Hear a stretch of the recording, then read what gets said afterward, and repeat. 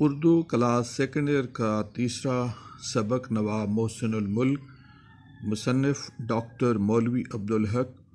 قدرت نے نواب محسن الملک کو وجاہت، ذہانت، فیاضی جیسی بہت سی خوبیاں عطا کی تھیں کہ راہ چلتا بھی ان کی صفات معلوم کر لیتا۔ خطاب یا نام اٹکل سے رکھے جاتے، فرد کی صفات کا لحاظ نہیں ہوتا، لیکن محسن الملک کا خطاب ان کے لیے موزوں نکلا۔ پارس پتھر کی طرح چھو کر لوگوں کو کندن بنا دیتے، سلام تک کا صلہ عطا کرتے، دشمنوں سے مہربانی سے پیش آتے، سیاسی مصلحت کی بنا پر حکومت کے نظام سے لوگوں کو سلیقے سے الگ کرتے تھے۔ وہ جوہر قابل تھے، حیدرآباد میں ان کی قابلیت کے جوہر کھلے۔ وہ بڑے حاضر دماغ، مسائل کے حل کے ماہر تھے۔ ترکی یا کسی بڑی سلطنت کے وزیر خارجہ ہوتے، دنیا میں بڑا نام کماتے۔ حیدرآباد اور اہل حیدرآباد پر ان کے احسانات بے شمار تھے۔ مصر کے نمونے پر بجٹ تیار کرنا، بندوبست کا محکمہ قائم کرنا، فنانس اور مالگزاری میں اصلاحیں ان کے نمایاں کام ہیں۔ حیدرآباد میں محسن الملک کو سب سے زیادہ مقبولیت ملی۔ ہمارے ملک میں خوشامدی بہت خوشامد کرتے تھے۔ سچ اور جھوٹ کا امتحان بڑے آدمی کے اقتدار سے محرومی پر ہوتا۔ نواب صاحب حیدرآباد سے رخصت ہوئے تو ریلوے اسٹیشن پر ہجوم جمع ہو گیا، کوہرام مچ گیا۔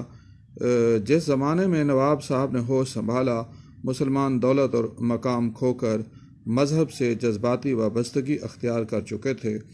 سب لکھاری مذہب پر لکھتے تھے، نیچری لکھاری بھی مذہب کو اوڑھنا بچھونا بنا رہے تھے۔ محسن الملک میلاد پڑھتے، انہوں نے ایک خاص مذہبی کتاب لکھی جس میں ادبیت کی شان پائی جاتی ہے۔ انداز بیاں عمدہ تھا۔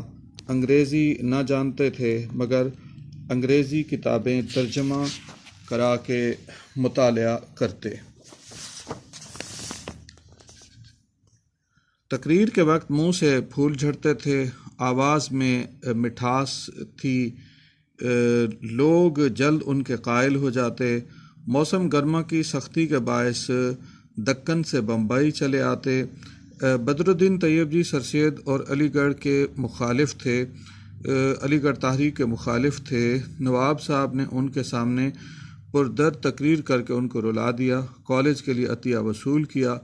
بڑے بڑے جلسوں میں معاملہ بگڑنے لگتا تو خوش بیانی اور ظرافت سے معاملات کو سلجھا لیتے۔ دوسروں سے کام لینا بڑا اچھا سلیقہ جانتے تھے۔ محبت اور حوصلہ افزائی سے کام لیتے تھے کہ ملازم سرکاری کام کو ذاتی کام سمجھ کر کرتے۔ آدمی کے پہچاننے میں خاص مہارت رکھتے تھے۔ اچھے برے ہر قسم کے لوگوں سے کام لیتے تھے۔ نواب صاحب کو مطالعے کا بہت شوق تھا۔ اخبارات، اردو، عربی، فارسی کتابیں مسلسل پڑھتے تھے۔ انگریزی تحریروں کا ترجمہ کرا کے ان پر بحث کرتے۔ بہترین کتابیں اپنے پاس رکھتے تھے۔ سر سید کی وفات کے قریب زمانے میں اردو کی مخالفت کا آغاز ہو گیا۔ نواب صاحب نے اردو کی حفاظت کے لیے انجمن قائم کی، لکھنؤ کے جلسے میں پرجوش تقریر کی۔